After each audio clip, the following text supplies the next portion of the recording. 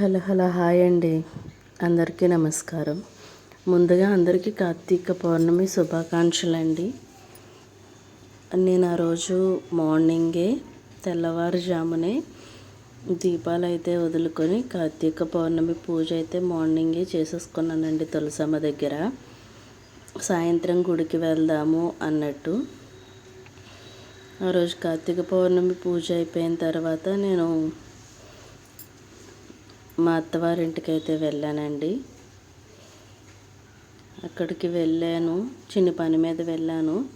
కానీ అనుకోకుండా పౌర్ణమి రోజున ఆ పాండురంగ స్వామి దయ అయితే మా ఉందండి. అనుకోకుండా ఆయన్ని దర్శించుకోవడానికి అయితే వెళ్ళాము. ఈ గుడి వచ్చేసి మాకు అతి చేరువలో ఉన్న మోస్ట్ ఫేమస్ అయినటువంటి పేరుపాలెం బీచ్ ఒడ్డున ఉంటుందండి. చూశారు కదా ఎంత కోలాహలంగా ఉందో, ఎంతమంది జనము.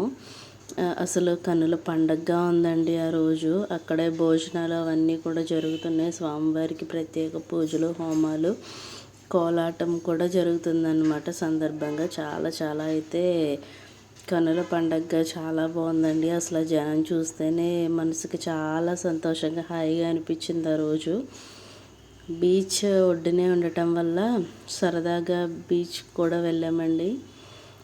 బీచ్ అటువైపు ఉంటే సముద్రం అటువైపు, ఇటువైపు గుడి అన్నమాట. మధ్యాహ్నం రోడ్డు అంతే. చాలా చాలా బాగుంటుంది వెదర్. కానీ ఆ రోజు ఫుల్ ఎండ, చాలా ఎండ ఉంది, వాచిపోయింది చూడండి.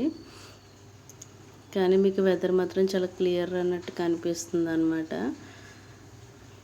మా పాప బాగా ఎంజాయ్ చేసిందండి. బీచ్ అంటే భయపడుతుంది, కానీ ఏంటో ఈసారి బీచ్ కంటే చాలా ఉత్సాహం చూపించింది.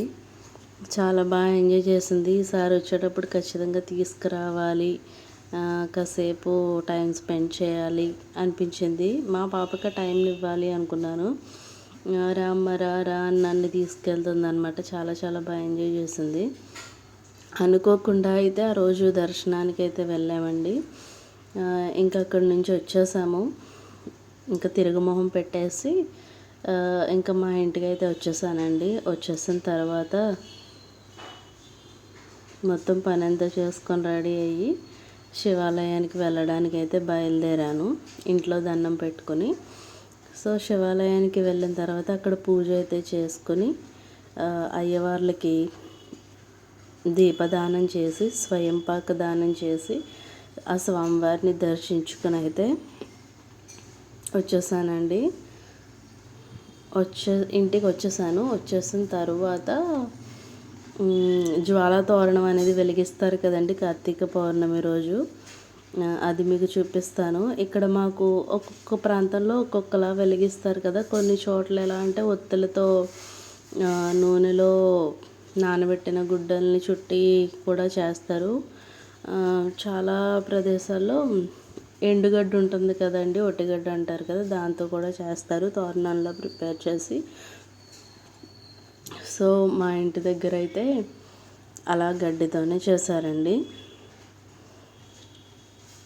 అలా చేసిన తోరణాన్ని వెలిగిస్తారు కదా. వెలిగించినప్పుడు స్వామివారిని అంటే శివపార్వతుల్ని పల్లకిలో ఉంచి అటు ఇటు 3 సార్లుగా దాటిస్తారు. దాంతో భక్తులు కూడా తిరుగుతారు. చాలా మంచిది, ఏ దోషాలున్నా పోతాయి అన్నీ ప్రగాఢగా నమ్ముతారు అన్నమాట. అదొక విశ్వాసం అయితే ఉంది మన పూర్వం నుంచి.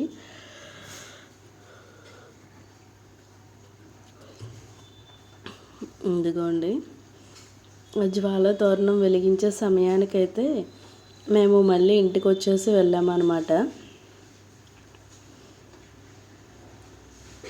ఆ యొక్క సందర్భం కూడా చూద్దాము అనేసి అయితే వెళ్ళాము. ఇదిగోండి చక్కగా వెలిగించారు. దాని నుండి వచ్చే బూడిదతో బొట్టు పెట్టుకుంటారు మంచిది అని. అలానే ఎండుగడ్డిని తీసి తెచ్చుకుంటారు. పంటల్లో కానీ ఏదైనా శ్రేష్టమైన ప్లేస్లో వేసుకుంటే చాలా మంచిది అని. అంటే మనం మైలు తగలని తొక్కని ప్లేస్లో వేసుకుంటే చాలా మంచిది అది అని చెప్పేసి అంటుంటారు మన పెద్దలు. సో అలా కూడా పట్టుకెళ్ళి వేసుకుంటారండి. ఈ గడ్డిని పశువులకు కూడా పెడతారండి, మంచిది, వాటికి ఆరోగ్యం బాగుంటుంది అనేసి. సో అలాగా నానా విధాలుగా కూడా నమ్ముతారు, ఇది చాలా మంచిది అని చెప్పేసి. సో అలా మేమైతే కొంచెం విభూదిలా అయితే తీసుకున్నాము, అలానే కొద్దిగా గడ్డి పరకలను అయితే తీసుకున్నాం అన్నమాట. ఇంకా స్వామివారి దండం పెట్టుకొని అక్కడైతే తీర్థప్రసాదాలు ఇస్తుంటే తీసుకుని అయితే వెళ్ళిపోయామండి. ఇదేనండి వీడియో. నమస్తే.